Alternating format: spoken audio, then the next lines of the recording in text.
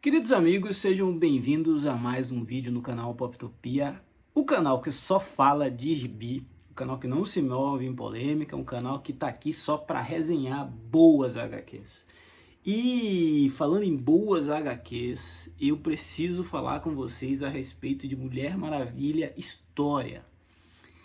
Eu li esse quadrinho, são 260 páginas em capa dura e é uma edição de luxo.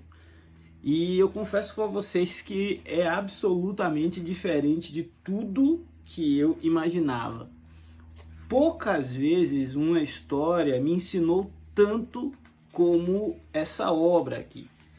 E quando eu digo que me ensinou, eu digo me ensinou como homem a entender algumas questões que só mulheres poderiam nos ensinar. Mulher Maravilha, a história, ela traz uma fake news no título. Esse quadrinho não é sobre a Mulher Maravilha, tá? Esse quadrinho é sobre a criação das Amazonas. E a obra, ela se propõe a contar a história antes da história da Diana.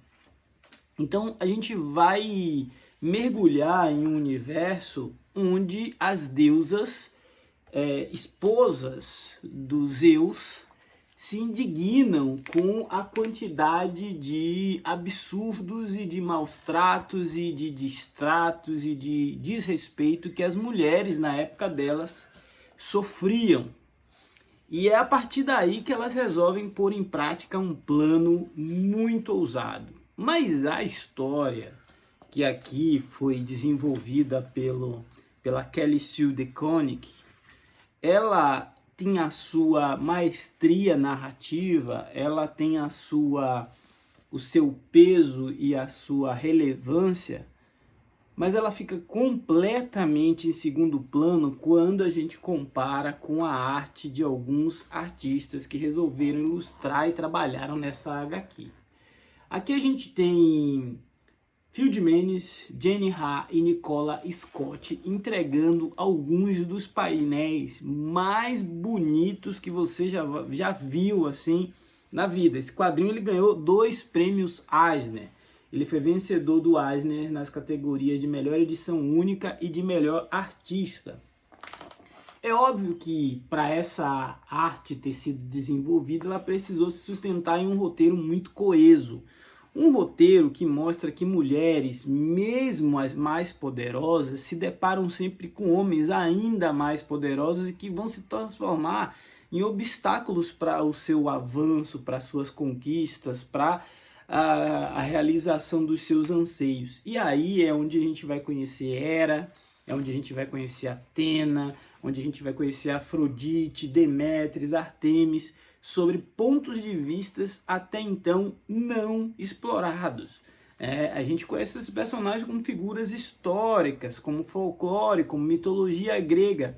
Aqui, todas elas ganham outros aspectos e uma personalidade e um anseio muito mais humano, que muitas vezes parece que vai descambar para uma guerra, para uma grande batalha, mas o que a gente vê efetivamente em alguns momentos são algumas discussões filosóficas dignas do Sandman de Neil Gaiman em seu mais estado puro, ou da Prometeia de Alan Moore, ou mesmo de obras que eu nem, sei lá, consigo referenciar, mas, por exemplo, As Brumas de Ava. À medida que a gente vai lendo Mulher Maravilha, a história, As Amazonas, a gente percebe que a autora resolveu dar a Hipólita a condição de protagonismo dramático, né? É através dela que as principais reviravoltas da trama se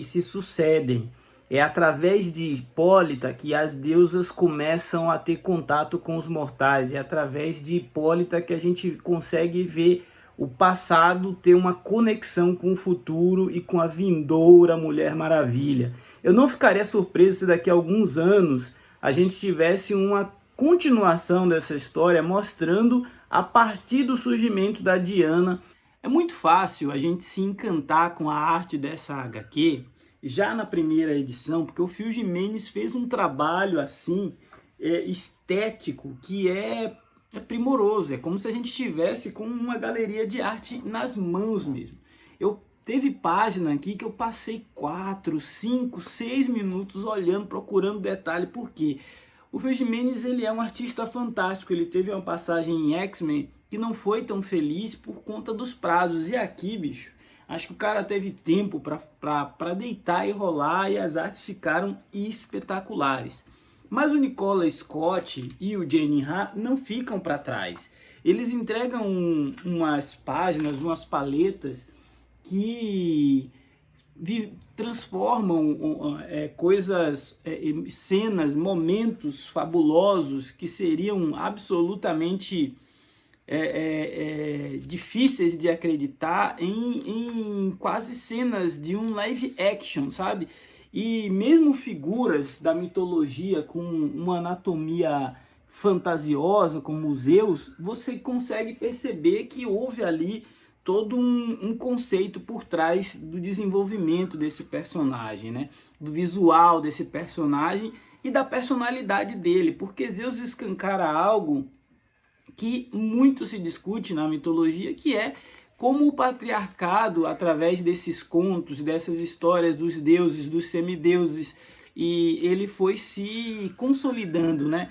Zeus se namorava por alguma mulher, ele descia para a terra, tomava posse dela, fazia um filho nela, e as consequências depois ela que lutasse para lidar com isso, enquanto ele subia para o seu Olimpo e continuava com a sua rotina divina. Aqui a gente tem justamente um acerto de contas, né? Uma busca por responsabilidade por parte dessa divindade.